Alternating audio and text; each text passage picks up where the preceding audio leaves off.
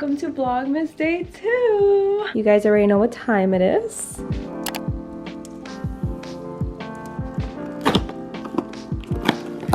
Day 2 is this one right here. Okay, this one is way better than the one that I had yesterday. So good. But now it's time to talk about all the books that I read in November. Let's get started. Okay, this is annoying me. Can we not? Okay.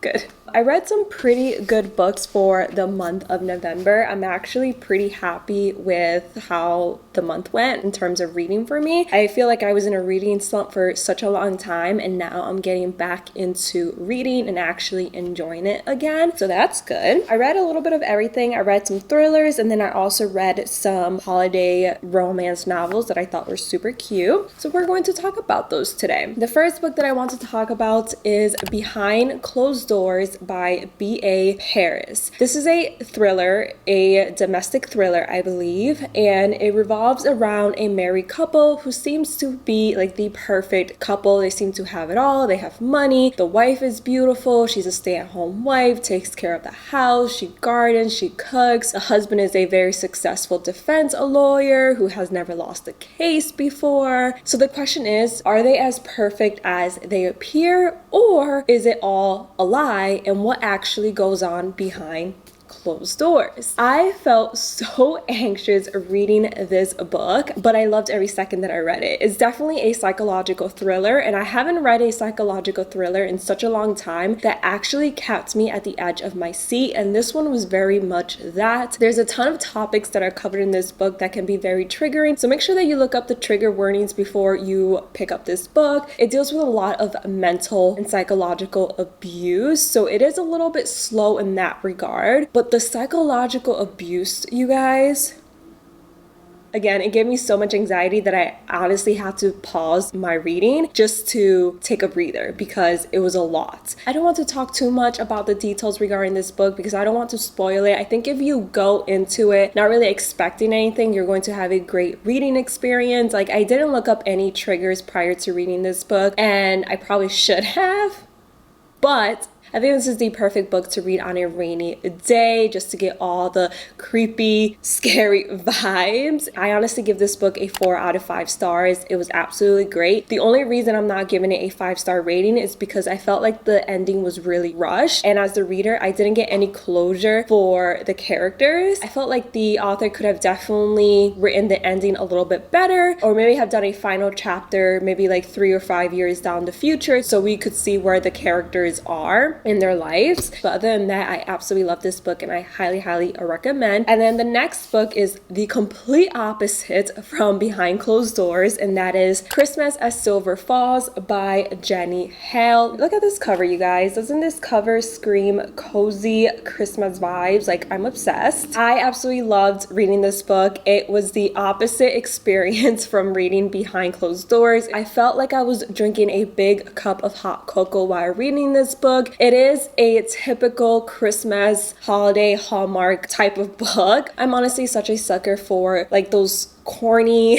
super sweet Hallmark Christmas movies. I live for them. I just love watching them. They fill me with so much happiness. This one follows our main character, Scarlett Bailey, whose family owns a inn called White Oaks Inn. It's a very outdated inn compared to all the luxury 5-star resorts that are popping up around it. And because of this, the inn is actually losing a ton of money, and her family is actually thinking of selling it. The only problem is that her grandmother is actually the one that officially owns it, and she refuses to upgrade the inn. She refuses to sell it, even though it's literally bleeding her dry of all her money. But then enters Charlie Bryant, who is a very successful property developer, and Scarlett gets the idea to try to convince Charlie to buy out the White Oaks Inn and to basically upgrade it, but also keep it the same. You know what I mean? Like, upgrade it without changing too much of its essence. The only problem is that Charlie is a huge grump. He is the Grinch of Christmas. He doesn't want anything to do with Scarlett or the inn or the holidays at all. He's dealing with his own set of problems. But of course, since this is Grumpy Sunshine, Miss Scarlett sunshines her way into Charlie's heart. And I just thought it was super cute. Some people might find it corny. If you're not really into Christmas love stories, I don't think you'll like this book very much. But if you enjoy all all that like I do, then this is definitely a must read because, again, all the cozy vibes. Oh, and I gave it a 4 out of 5 stars because I loved it that much. The next book that I read is another holiday Christmassy type of book, and it's actually by one of my favorite authors. It is Any Holidays by Christina Lauren. This one is basically like the Groundhog Day movie or Happy Death Day. The main character is stuck in a time loop. She constantly has to relive her last family Christmas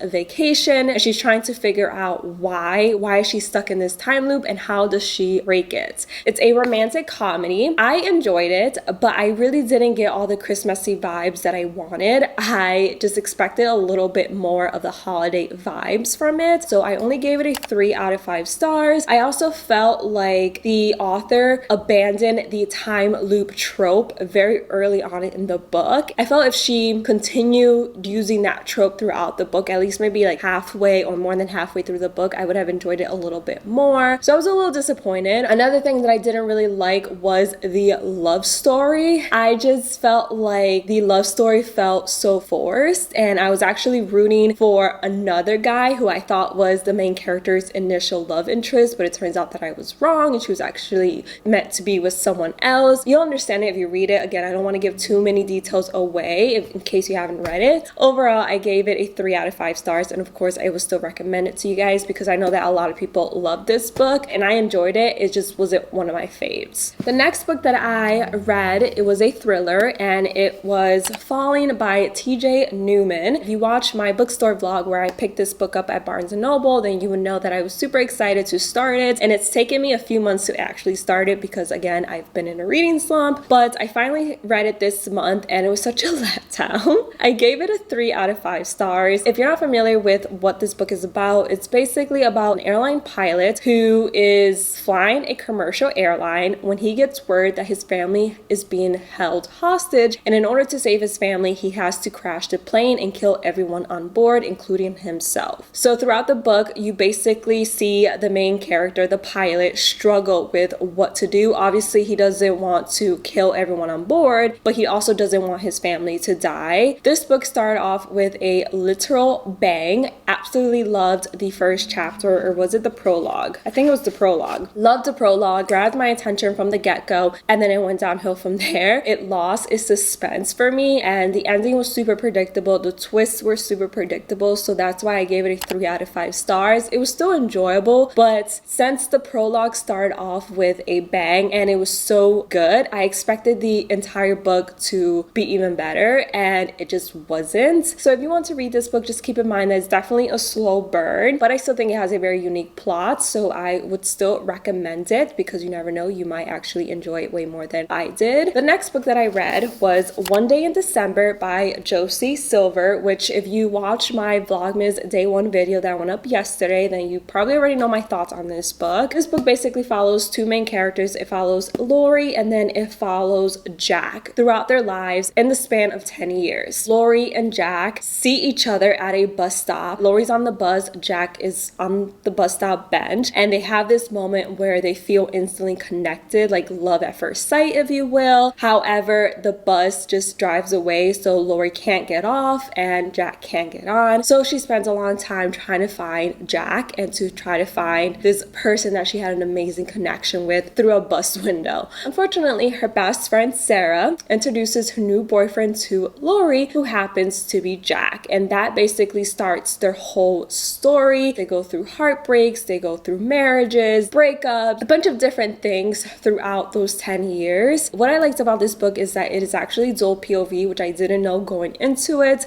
I enjoyed this book, but there were a few things that I didn't really like about it. The first one being, I thought that this book was going to be a Christmas romance type of book. One can argue that this is a Christmas love story, but I argue that it's not really. The book takes place within different months of the year. One chapter will be in April of 2011. The next chapter will be in March of 2012. You know what I mean? So it really doesn't only take place in December. The title basically comes from them meeting one random day in the middle of December. So that was my bad for assuming that this was going to be a mainly Christmas book. I have no one to blame but myself for my own disappointment. The other thing I didn't really like is that it started off really good. I enjoyed it. It was pretty fast paced. pace, and then it just got really slow towards the middle half of the book, and a lot of the things that were happening really didn't interest me at all, and I struggled to finish the book. It literally took me forever to finish this book. I just felt like the two main characters were so shitty in certain parts of the story. I personally wouldn't want to be friends with them in real life, if I'm being honest. That's how shitty they were. I wasn't really rooting for them for that reason. I kind of wanted them to not end up together. I was really rooting for the side characters, Sarah and Oscar, a lot more than I was rooting for Lori and Jack. So with that being said, I gave this book a 3 out of 5 stars. It has a ton of good reviews on Goodreads, so I would recommend it because it seems to me that a lot of people do love this book. It just wasn't one of my faves, and I feel like I will easily forget about this book. You know, the next book that I read is A Lesson in Vengeance by Victoria Lee. I actually just finished this yesterday, but this book is basically dark academia. It also has LGBTQ plus representation, which is great. It follows a main character named Felicity, who is back at a boarding school called Dalloway. She basically took a year off after her girlfriend's tragic death, so she goes back to Dalloway and tries to start fresh, tries to get her life together after losing her girlfriend in a tragic accident. But then she meets another female student who is this prodigy writer. She already has a best-selling novel, and her next novel is actually going to be on the Dalloway 5, which is a group of students who all mysteriously died years and years ago at the school that they're actually attending. And Felicity knows so much about this topic that this female student actually asks Felicity for help, basically begs her to help her write the novel. The only problem is that Felicity knows if she goes down that dark path, it will be really hard for her to come back, especially with everything that she went through with her girlfriend. It is YA. I'm not a huge fan of YA. That's just my personal preference. If you really enjoy YA books, then I feel like you'll really love this one. I still thought it was very addicting, and I didn't want to put it down. I was literally fighting my sleep last night because I wanted to finish it, but the twists were actually very predictable. The twists were so obvious that I was hoping, since they were so obvious, that I would be wrong at the end of the book. I literally guessed the big twist within a couple chapters of reading the book, which is always a letdown for me. I hate when twists are very obvious, but other than that, I still thought that it was a very addicting read. It kind of reminds me of a Colleen Hoover book in that way. You may hate Colleen Hoover, but you have to admit that her books are addicting. I don't know what she puts in her writing, but her books are addicting, and that's how I felt with this book. But since the twists were so predictable, I gave it a 3 out of 5 stars. Yeah, what else? I really have nothing else to say about this book. I literally finished it yesterday and my mind is blank. Did I write anything down? It had a very slow start, but then it got interesting, and then it just got slow again, especially towards the end. It does have creepy elements to it, so I kind of wish that I read it during the Halloween season. I feel like I would have appreciated it a lot more. So I would recommend to read this book during a rainy, stormy day. That way you get all the creepy vibes with it. But if you're into dark academia and you like YA books, then definitely check out this thriller. Let me know in the comments below what books you read in November. I would love to know. Those are all the books that I read. Only 6 books. I did start a 7th book, but I'm only 50 pages in, so I'm not even going to mention that book in this video. I'll just share it during my December wrap up. I am doing Vlogmas, so I will be uploading a new video every single day from December 1st until December 25th. So if you want to keep up with my Vlogmas videos, make sure to subscribe and turn on the notification button. That was such a YouTuber thing to say, turn on the notification button. I feel like I've never said that in any of my videos,